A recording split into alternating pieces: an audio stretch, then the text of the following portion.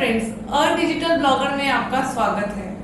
आज के समय की अगर हम बात करें तो हर कोई चाहता है कि कम समय में वो ज्यादा से ज्यादा प्रॉफिट अर्न कर सके। इसके लिए वो अलग अलग इन्वेस्टमेंट प्रोडक्ट्स में इन्वेस्ट करते हैं, कुछ बैंक में इन्वेस्ट करते हैं, कुछ गोल्ड में, और कुछ आते हैं जो स्टॉक मार्केट में इन्वेस्ट करके ज्यादा प्रॉफिट अर्न करना चाहते हैं।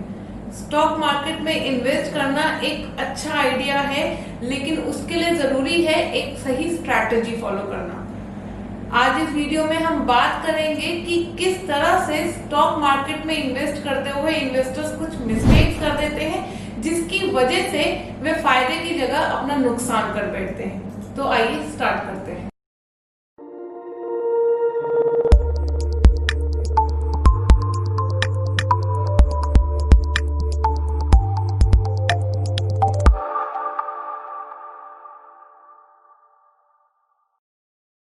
तो यहाँ पर सबसे पहली मिस्टेक जो इन्वेस्टर कर बैठते हैं वो है ट्रेडर की मानसिकता के अनुसार लॉन्ग टर्म इन्वेस्टमेंट प्लान करना।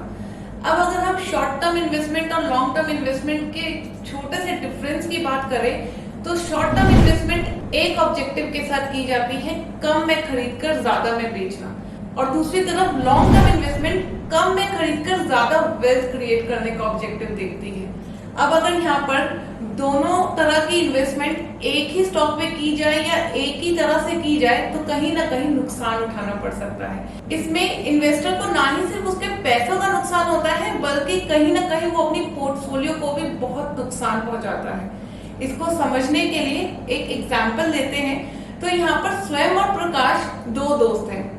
स्वयं जो शॉर्ट टर्म इन्वेस्टमेंट करता है, यानी कि इंट्राडे या स्विंग ट्रेडिंग के लिए स्टॉक खरीदता और बेचता है। दूसरी तरफ प्रकाश लॉन्ग टर्म इन्वेस्टमेंट का प्लान कर रहा है। अब दोनों के ऑब्जेक्टिव अलग अलग थे, लेकिन दोनों ने पिछले साल जून 2019 में एक ही स्टॉक में इन्वेस्ट किया है, टाटा मोटर्स के। अब टाटा मोटर का स्टॉक उस समय 155 रुपए का था।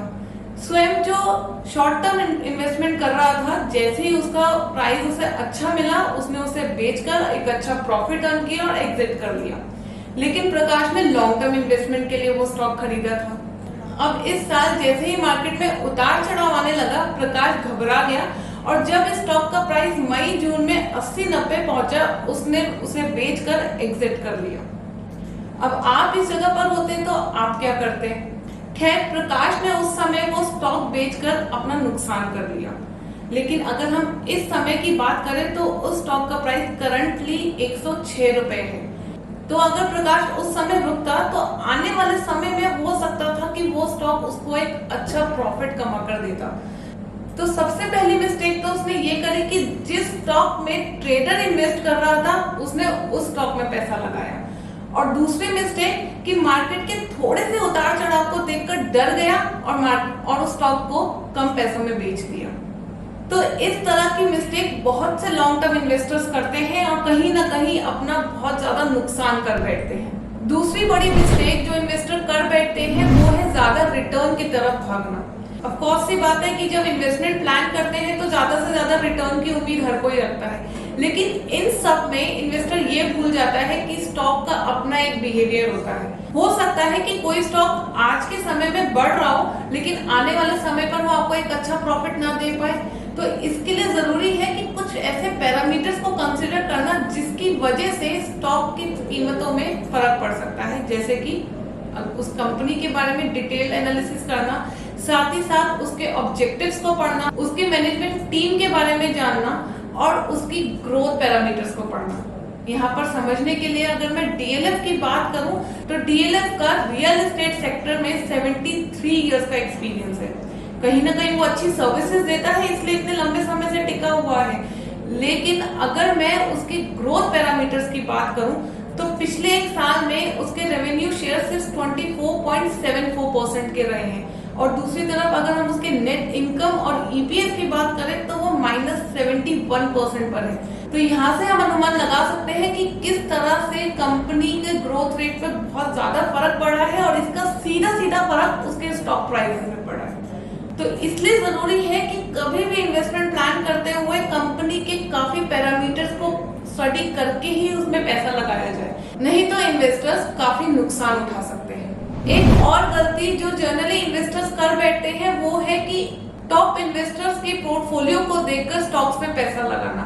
हालांकि टॉप इन्वेस्टर्स के पोर्टफोलियो को फॉलो करना एक अच्छी बात है, उन स्टॉक्स में पैसा लगाने से भी आप आने वाले समय पर हो सकता है एक अच्छा रिटर्न पा सके, लेकिन उसके लिए बिना सोचे समझे उन स्टॉक्स में पैसा लगाना आपको नुकसान भी दे सकता है।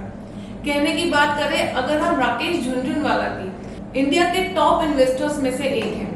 काफी लोग उन्हें फॉलो करते हैं और उन स्टॉक्स में पैसा लगाते हैं जिनमें वो पैसा लगा रहे हैं। लेकिन यहाँ पर कुछ चीजें ऐसी हैं जो जनरली इन्वेस्टर्स इग्नोर कर देते हैं और अपना नुकसान कर बैठते हैं। हो सकता है कि उन्होंने किसी स्टॉक में आज से 1 साल पहले पैसा लगाया हो, जब उसका स्टॉक का प्राइस काफी कम हो, लेट्स से 10 रुपए, उन्होंने उस स्टॉक को काफी बड़े अमाउंट में खरीद लिया हो, लेकिन आज के डेट पे उस स्टॉक का प्राइस 100 रुपए है। आपने उनकी पोर्टफोलियो को देखकर 100 रुपए के अनुसार उस स्टॉक में पैसा लगा दिया। अब पहले ही आप अपना नुकसान कर बैठे हैं, 10 की जगह वो स्टॉक आपने 100 रुपए का खरीदा है। हो सकता है कि उसके बाद वो स्टॉक का प्राइस नीचे गिरने लग जाए तो आप और नुकसान उठा सकते हैं। दूसरा है, किसी भी टॉप इन्वेस्टर की पोर्टफोलियो तब तक पब्लिक नहीं होती है जब तक कंपनी का 1% का शेयर उनके पास नहीं आता। तो हो सकता है कुछ स्टॉक्स नेगेटिवली इंपैक्ट हो रखे हो, वो आपको उनकी पोर्टफोलियो में दिख ही नहीं रहे, तो उनके पोर्टफोलियो के बेसिस पर डिसीजन लेना कहीं ना कहीं नुकसान दे सकता है। एक और फैक्टर है, क्योंकि किसी भी टॉप इन्वेस्टर को काफी लोग फॉलो कर रहे हैं, तो ऑलरेडी जिन स्टॉक्स में उन्होंने पैसा लगाया है उसके प्राइसेस ऑलरेडी काफी हाई जा चुके हैं। तो ज्यादा प्राइस में उसी स्टॉक में पैसा लगाना जो उस इन्वेस्टर ने कभी किसी टाइम पर कम पैसे में खरीदा था, ये कहीं भी किसी भी तरीके से एक सही फैसला नहीं हो सकता। तो लॉन्ग टर्म इन्वेस्टमेंट करते हुए टॉप इन्वेस्टर्स को फॉलो करें, लेकिन सही स्ट्रैटेजी के साथ और सही माइंडसेट के साथ। तो लॉन्ग टर्म इन्वेस्टमेंट करते हुए टॉप इन्वेस्टर्स की पोर्टफोलियो को एनालाइज करें, लेकिन उसमें बिना सोचे समझे पैसा ना लगाएं, नहीं तो आपको काफी नुकसान हो सकता है। तो यहाँ पर एक बात तो क्लियर हो गई, कभी भी इन्वेस्टमेंट करते हुए किसी भी गुरु या दोस्त को फॉलो ना करें, अपने ऑब्जेक्टिव्स को क्लियर रखें, सही स्ट्रैटेजी बनाएं और एनालिसिस करके ही किसी स्टॉक में इन्वेस्ट करें। साथ ही साथ आपके लिए यहाँ पर एक बोनस टिप है, कभी भी आप इन्वेस्ट कर रहे हो तो किसी एक सेक्टर के स्टॉक में पैसा ना लगाकर अलग अलग सेक्टर के अलग अलग स्टॉक्स में पैसा लगाएं। जैसे कि आप फार्मा के कुछ स्टॉक्स को उठा सकते हैं, उसी तरह एफएमसीजी के 2-3 स्टॉक्स में पैसा लगा सकते हैं, या फिर बैंकिंग सेक्टर के कुछ स्टॉक्स को लिस्ट करके उनका एनालिसिस करके उसमें पैसा लगा सकते हैं। अगली मिस्टेक जो हाईलाइट कर रही हूँ वो काफी कॉमन है, आप कहीं ना कहीं उससे अपने आप को रिलेट भी कर सकते हैं। यहाँ पर इन्वेस्टमेंट करते हुए कुछ लोग दूसरों के रिकमेंडेशंस और सजेशंस को ज्यादा प्रायोरिटी देते हैं और अपने ऑब्जेक्टिव्स को कम, इससे गलत इन्वेस्टमेंट डिसीजंस लेते हैं और अपना नुकसान कर बैठते हैं। इस बात को अगर अच्छे से समझें तो एक एग्जाम्पल देखें, 2 भाइयों का, आतिफ और असलम। अब आतिफ का ऑब्जेक्टिव था कार खरीदना, उसने अपने ऑब्जेक्टिव के अकॉर्डिंग 3 लाख का इन्वेस्टमेंट कर दिया। असलम ने अपने भाई का प्रॉफिट होते हुए देखा, उसका ऑब्जेक्टिव था घर खरीदना, उसने उसका देखा देखी या उसका रिकमेंडेशन फॉलो करके 3 लाख का इन्वेस्टमेंट कर दिया, ये सोचकर कि जैसे आतिफ को प्रॉफिट हो रहा है उसको भी होगा। लेकिन वो अपने ऑब्जेक्टिव को भूल गया और उसने एक गलत स्टॉक में पैसा लगाकर अपना नुकसान कर दिया। ऐसे बहुत लोग करते हैं, आप में से भी कईयों ने ऐसी गलतियां करी होंगी। तो इस तरह की गलतियों से बचना चाहिए। किसी भी स्टॉक में पैसा लगाने से पहले अपने ऑब्जेक्टिव को क्लियर रखना चाहिए कि मैं ये इन्वेस्टमेंट क्यों कर रहा हूँ। उसके बाद कंपनीज को एनालाइज करके सही स्टॉक में पैसा लगाना चाहिए। एक और गलती जो लॉन्ग टर्म इन्वेस्टर्स अक्सर कर बैठते हैं वो है किसी भी स्टॉक में इमोशनल होकर इन्वेस्ट करना।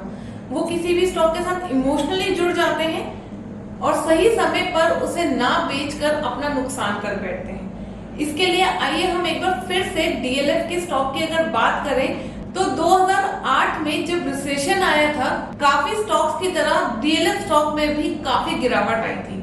अब उस समय जिन इन्वेस्टर्स ने इस स्टॉक में पैसा लगाया हुआ था उन्हें कहीं ना कहीं उम्मीद थी कि इस स्टॉक के प्राइस वापस से बढ़ेंगे और उन्हें एक अच्छा रिटर्न देंगे। लेकिन अगर हम आज की भी बात करें तो इस स्टॉक के प्राइस उस फिगर पर नहीं पहुंच पाए हैं जिस फिगर में ये अराउंड 2007 में या 8 में हुआ करते थे।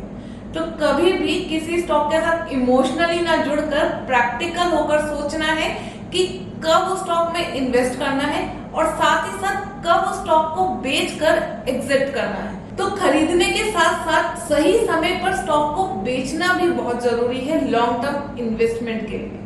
तो हमेशा एक सही डिसीजन लें, एनालिसिस करें और ये जानिए कि कब उस कंपनी के फंडामेंटल्स में रेड फ्लैग्स दिखने शुरू हुए हैं। ज्यादा रेड फ्लैग्स मतलब अब समय आ गया है उस स्टॉक को बेचकर एग्जिट करने का। तो आप भी इमोशनली ना जुड़े और सही इन्वेस्टमेंट डिसीजन लेकर अपने पैसों का नुकसान होने से बचाएं। आज की इस वीडियो में इतना ही। अगर आपको ये वीडियो पसंद आया हो तो लाइक और शेयर बटन पर क्लिक करें और हमारे आने वाली वीडियोस के साथ बने रहने के लिए अ डिजिटल ब्लॉगर चैनल को सब्सक्राइब करें। Thank you.